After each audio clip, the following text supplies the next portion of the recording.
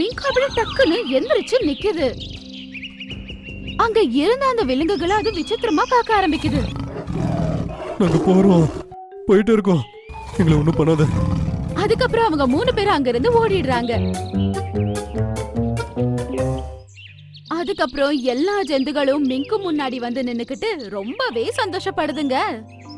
மிங்கு முயலு, ஒருவேளை நீ இன்னைக்கு இல்லன்னா அந்த புலி இந்த காட்டோட ராஜாவா ஆயிருக்கும். உனக்கு ரொம்ப ரொம்ப நன்றிப்பா. அட, நான் முயலா இருந்தேன், ஒரு சிங்கத்தை நான் எப்படி துரத்த முடியும்? நீங்க ஒரு முயல் என்ற விஷயத்தையே மறந்து போய் நீங்க ஒரு ஷேர் கிங் கிட்ட சண்டை போடுறதுக்கு போய் நின்னீங்க. அதுங்க உங்களை பார்த்து பயந்து ஓடி போயிடுச்சுங்க. என்ன அப்படியா ஆச்சு?